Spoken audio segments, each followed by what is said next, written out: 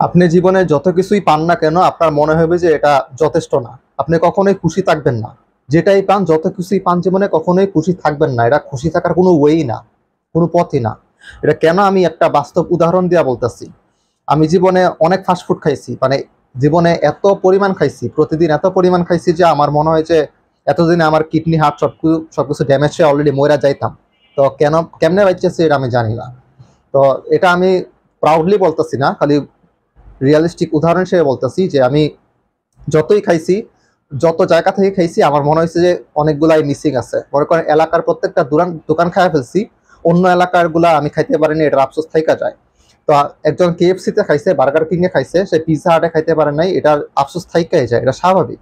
আর এটা আমি একটা পার্সপেক্টিভ বলছি, খাবারের পার্সপেক্টিভে। আপনার অন্যান্য আরো পার্সপেক্টিভ আছে।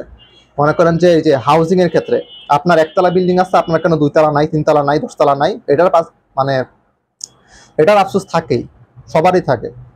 আবার অন্য একটা ক্ষেত্রে বলতে গেলে, মনে করেন গার্লফ্রেন্ডের ক্ষেত্রে, আমার একটা গার্লফ্রেন্ড থাকতে পারে, কিন্তু আমার গার্লফ্রেন্ড তো ইয়ার মতো সুন্দর না, তার গার্লফ্রেন্ডের মতো সুন্দর না। আবার আমার গার্লফ্রেন্ড তো মিয়া খলিফার মতো জোস না, ওইটা কি বলে, হুইটনি হোয়াইটের মতো দেখতে এত জোস না। আমার তো ওগুলা লাগবে, আমার তো এটার ভালো লাগতেছে না। তো এটার আফসোস সবসময় থাকবে, যত ভালো জিনিসই পান না কেন। আবার অন্যান্য আরো পার্সপেক্টিভে বলতে গেলে, গাড়ির পার্সপেক্টিভ, আমি একটা ডিসেন্ট লেভেলের BMW কিনলাম, কিন্তু আমার তো ভালো লেভেলের মার্সিডিজ নাই, আমার তো ম্যাকলারেন নাই, রোলস রয়েস নাই। এটারও কি বলে, এটারও আফসোস থাকবে, সারা জীবন থাকবে।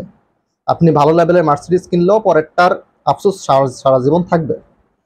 সো তো আমি লাইফের এই 3-4টা পার্সপেক্টিভ বললাম, কিন্তু আপনি যদি দেখেন যে লাইফের আরো অগণিত পার্সপেক্টিভ আছে, যে জায়গায় আপনার সব কিছুর মধ্যেই এই ইয়াটা থাকবে, আফসোসটা থাকবে, সবকিছুর মধ্যে আফসোসটা থাকবে।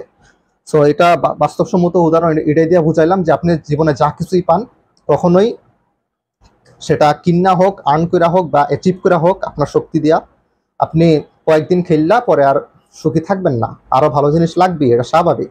সবাই হিউম্যানলি এটা স্বাভাবিক। সো এটা এই জন্য বললাম যে হ্যাপি হওয়ার একটা কারণ হিসেবে। একটা জ্ঞানী মানুষ একদিন বলছিলেন যে তুমি অবশ্যই থ্রাইভ করো, চেষ্টা করো ভালো কিছু পাওয়ার, কিন্তু যেটা আছে এখন আছে তোমার, সেটাও তুমি এনজয় করো, সেটারও খেয়াল রাখো।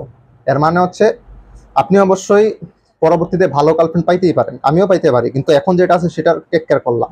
আপনার পরবর্তীতে ভালো ফ্রেন্ড সার্কেল আরও আসবে, আরও রিচ ফ্রেন্ড সার্কেল আসবে, ফ্রেন্ড সার্কেল। কিন্তু এখন যেটা আছে আমি তাদের টেক কেয়ার করলাম, তাদেরকে লাভ করলাম, যে যে ফ্যামিলি আছে তাদেরকে লাভ করলাম। কিন্তু কারণ একটা সময়ের পরে সবাই আপনাকে ছেড়ে চলে যাবে, আপনিও তাদের ছেড়ে চলে যাবেন, সবাই চেঞ্জ হয়, আর এটা স্বাভাবিক। তাদের লাইফে তারা হিরো, তারাও চেঞ্জ হবে, তারাও চলে যাবে। আপনার লাইফে আপনি হিরো, আপনিও চেঞ্জ হয়ে চলে যাবেন, স্বাভাবিক, কিন্তু রেসপেক্টফুলি চলে যাবেন, সমস্যা কি? সো এত এই ভিডিওটা এই জন্যই বানাইলাম যে সবাইকে বোঝার জন্য যে হ্যাপিনেস কেমনে লাস্ট করে কিংবা টিকা থাকে। তো আশা করি আপনারা এই রিয়েলিস্টিক জিনিসগুলো বুঝতে পারছেন, এবং পরবর্তীতে আরো ভিডিও আসবে। আপনারা জানেন আমি এই বিষয়ে ভিডিও বানাই, রিয়েলিস্টিক আর রিয়ালিজম নিয়ে। So stay tuned. I hope you enjoyed the video. Tata.